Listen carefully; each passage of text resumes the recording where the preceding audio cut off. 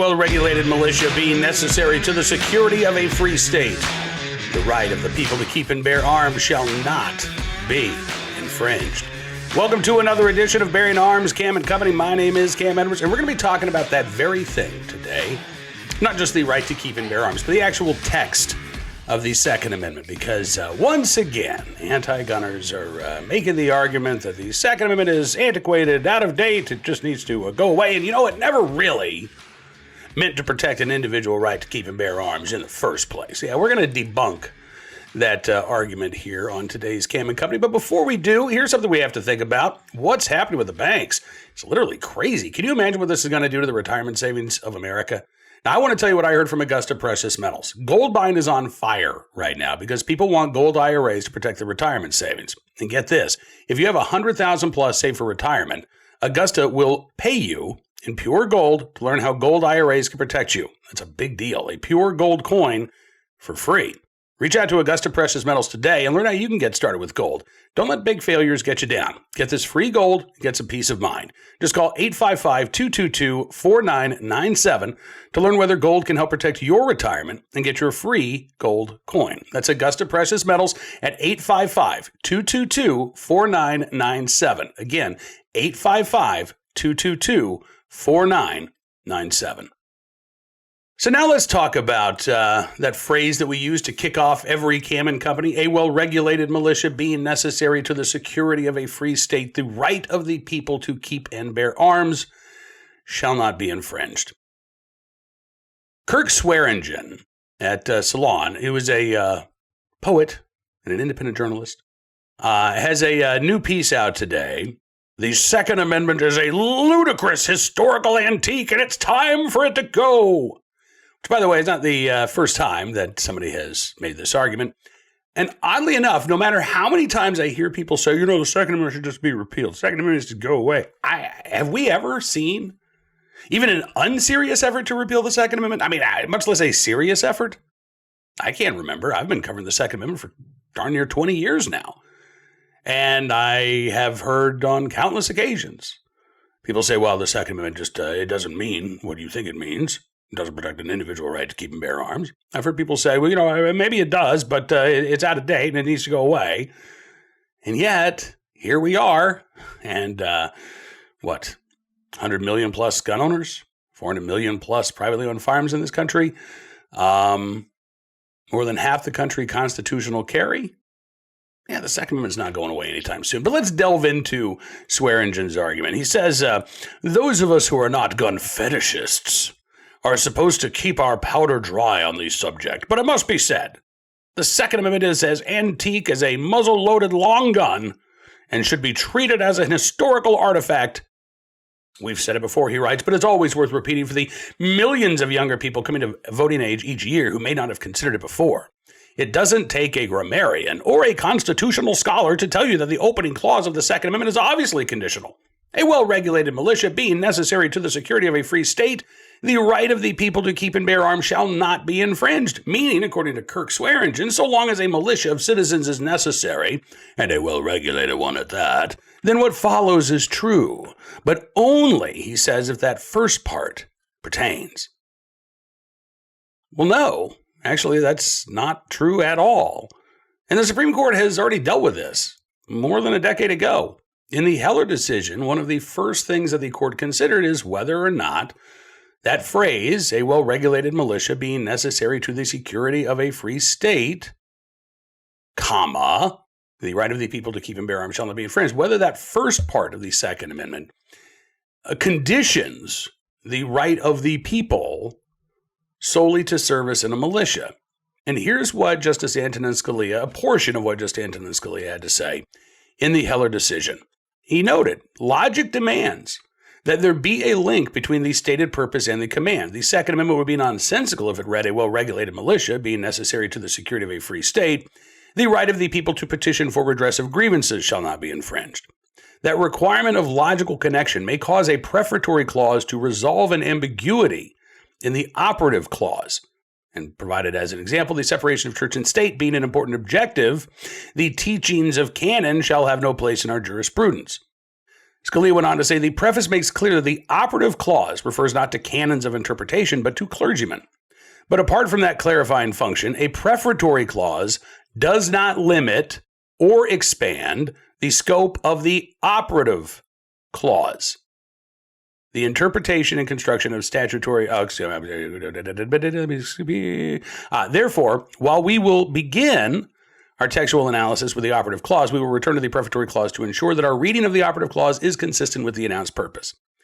I'll quote a little bit more here in just a second. But again, what Scalia is saying here is that this prefatory clause does have a relation to the Second Amendment.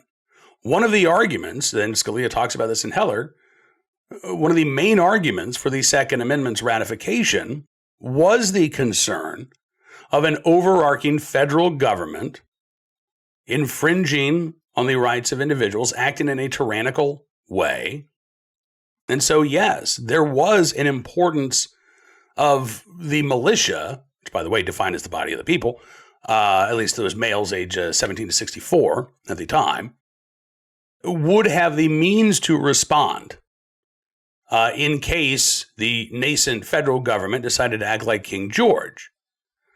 However, as Justice Scalia went on to say in Heller, the prefatory clause does not suggest that preserving the militia was the only reason Americans valued the ancient right. Most undoubtedly thought it even more important for self-defense and hunting. But the threat that the new federal government would destroy the citizens' militia by taking away their arms was the reason that right, unlike some other English rights, was codified in a written constitution. And then Scalia pointed to Justice Breyer's dissent in Heller, saying that Justice Breyer's assertion that individual self-defense is merely a subsidiary interest of the right to keep and bear arms is profoundly mistaken. He bases that assertion solely upon the prologue, but that can only show that self-defense had little to do with the right's codification. It was the central component of the right itself. So yes, one of the arguments for ratifying the Second Amendment back in 1791 was, again, fear that the nascent federal government would destroy the state's militias. But the right to keep and bear arms, as Scalia said, nobody was talking about taking guns away from self-defense or for the purposes of self-defense. The modern gun control debate did not exist in 1791. So the concerns of the average Americans weren't that, you know what, they're going to register my guns and then they're going to go door to door and take them. That wasn't their concern. It may be a concern of us today, but their concern, the reason for the Second Amendment's codification was, again, as Justice Scalia pointed out, the fear that the federal government would destroy the militia system. Now, if the British had gone door to door, confiscating firearms over the course of the American Revolution, well, maybe that would have changed the debate, right? Maybe you would have heard more talk about the fundamental importance of self-defense. But again, the founding fathers were going on their own history. And there wasn't at that point a threat to the individual right of self-defense as much as there was that threat of the destruction or the confiscation of arms that could be used to defend against a tyrannical government. But even though that was the primary concern, as Scalia says, that doesn't change the central component of the right to keep and bear arms. Now, Swearingen says he doesn't acknowledge any of this. He can't acknowledge any of this. Gun control advocates can't acknowledge what the Supreme Court actually said in Heller or McDonald or Bruin, other than to say, well, look, I think I've got a loophole here that allows us to ban assault weapons or allows us to have, $1,000 concealed carry fees, things of that nature. Oh, then they'll quote dicta. But the actual fundamental opinion that protects the right to keep arms, that they disregard.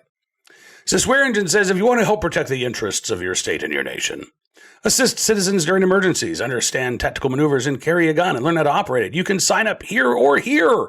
Join the Coast Guard, or you can become a police officer. It turns out we need better ones, he writes. Your service will be deeply appreciated, if only by lip service from the right-wingers who drone on and on about how much they love the military and cops.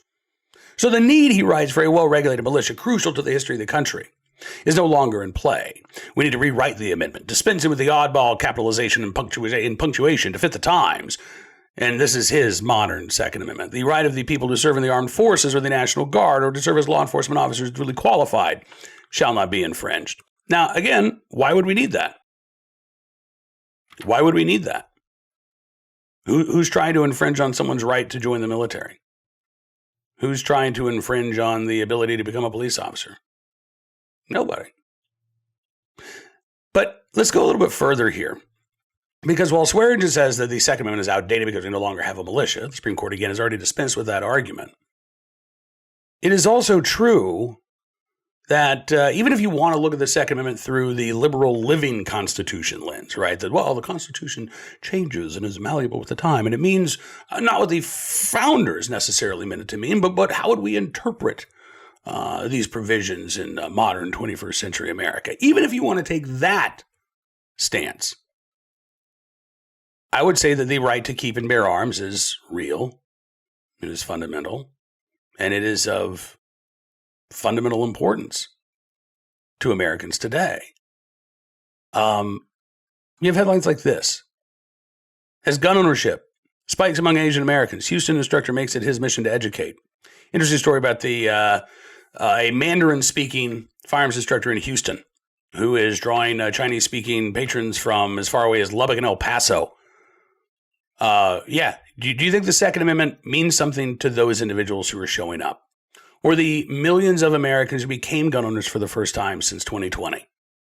The growing number of women, the growing number of Asians, Hispanics, blacks, who are, again, exercising their right to keep and bear arms. This is not an anachronism to them. This is not an antique or some sort of leftover from history.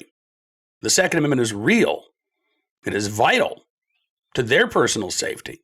And again, we have millions of Americans who are exercising this right for the very first time each and every year, precisely because the Second Amendment still matters.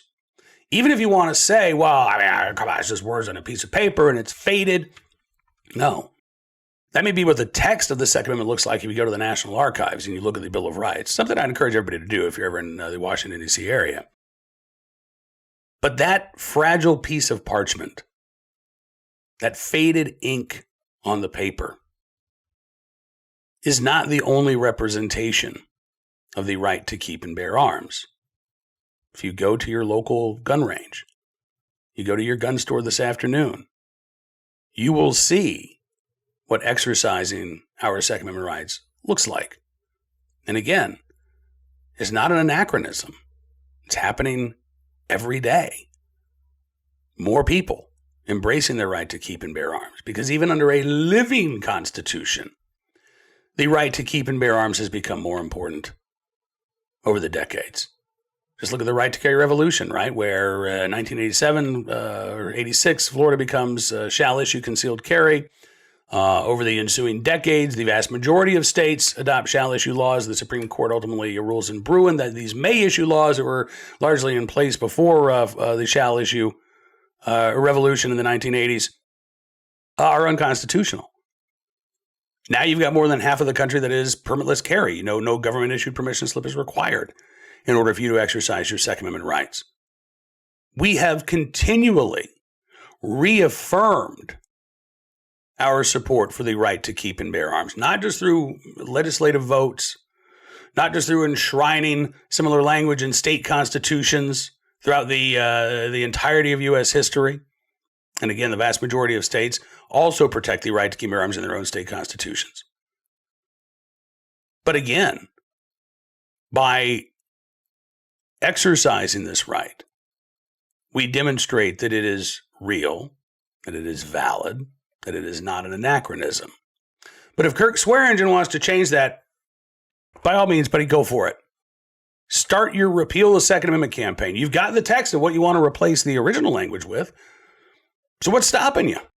Oh, other than the fact that you'd faceplant almost immediately, because there's no way that you're going to get either 3/4 of the states or the necessary 2/3 vote in Congress to actually repeal the Second Amendment and replace it with language of your liking.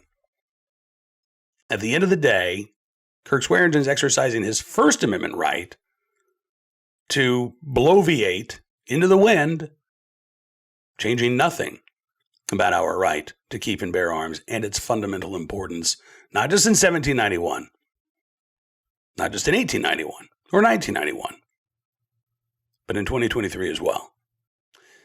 Now let's turn our attention to today's armed citizen story, our good deed of the day, and our recidivist report. We'll start there with a story out of Western Massachusetts, where there was a catalytic converter theft ring that was busted. They're actually facing federal charges here. 7 individuals arrested, and as it turns out, all of them have previous run-ins with the law.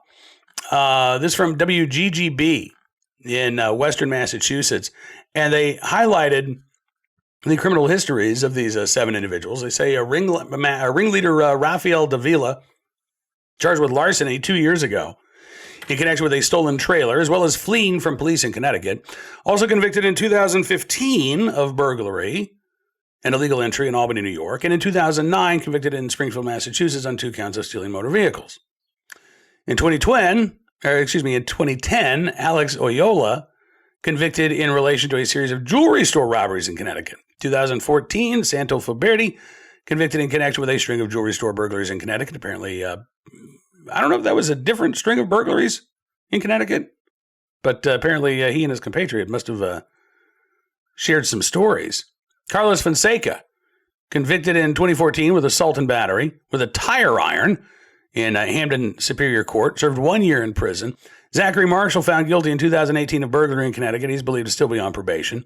Nicholas Davila, criminal history in Springfield District Court, 1 case charged with assault and battery on a police officer and resisting arrest. 2019, he was placed on probation, and that case was dismissed. Was a Taurus, currently on pretrial release for 2 cases in Connecticut where he faces charges of burglary, as well as stealing a firearm.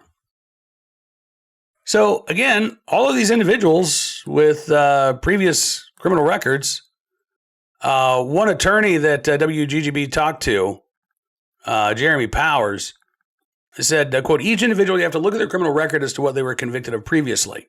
So there's no disputing that Massachusetts judiciary has become increasingly liberal. And as a result of that, people are giving 2nd, 3rd, 4th, 5th chances and are frequently released on probation, at least until their pretrial conditions are released. Yeah, this is happening on a regular basis. We typically tend to highlight violent criminals that get 2nd, 3rd, 4th, 5th chances. But this, I think, is interesting because catalytic converter thefts are way up. And it can be a nightmare. They're becoming increasingly expensive to replace, obviously, because of the growing number of theft and the cost of materials that make them so attractive to thieves. This can be a huge financial burden on anyone who is the victim of something like this. It is not perhaps as serious as an armed robbery or a carjacking or a home invasion, but it can still be life-changing. If you're living paycheck to paycheck and all of a sudden you got this unexpected expense, thanks to, I can't use the word I want to use, thanks to guys like the individuals we just highlighted above, you know, this has a real impact. And unfortunately, a bigger impact than what a lot of these guys have actually dealt with in court when they've been convicted of previous crimes. Today's armed citizen story from Chattanooga, Tennessee. Don't have a ton of information about this one, but police say that a person was shot during an attempted robbery over the weekend. Officers called about 9 o'clock Saturday night to the 100 block of West 41st Street. They found a person deceased from apparent gunshot wounds. The man who reported the shooting told police that he responded in self-defense as the shooting victim was robbing him.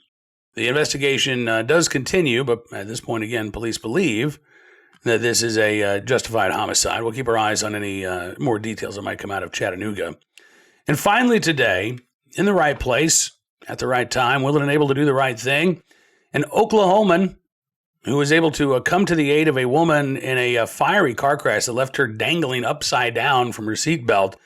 This woman thankfully survived thanks to the actions of this Good Samaritan, and now she was actually able to reunite with the man who pulled her out of the car after going public with her story on local TV. This was courtesy of Channel 6 News in Tulsa, Oklahoma.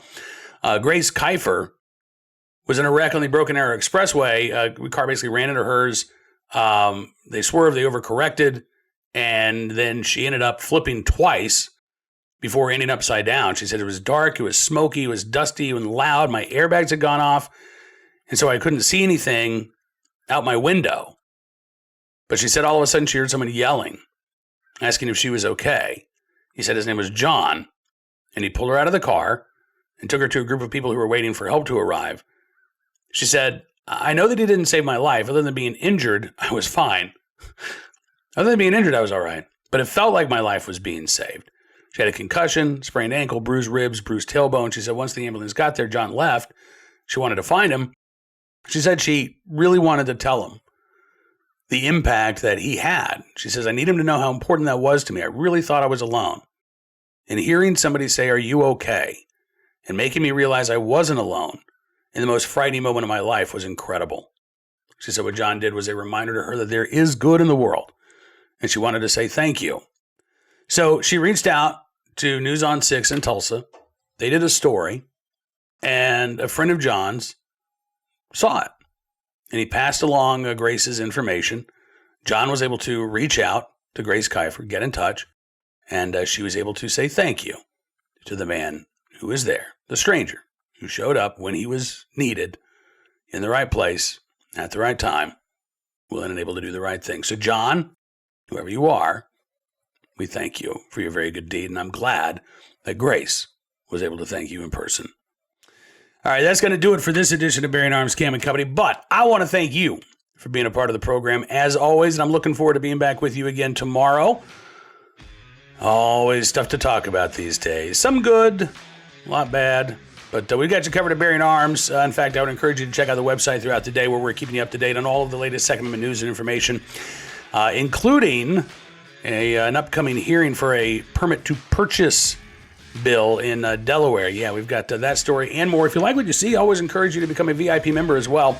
Just go to bearingarms.com/subscribe. Use the promo code GUNRIGHTS, and you can get a significant savings on your VIP membership. Unlike NPR, our viewer and listener Jeffrey let me know about their one-sided coverage. We'll let you know what both sides have to say. Pro-Second Amendment, anti-gun, we got you covered, both sides. And we'll see you tomorrow with more Second Amendment news and information. Until then, be well, be safe, and be free.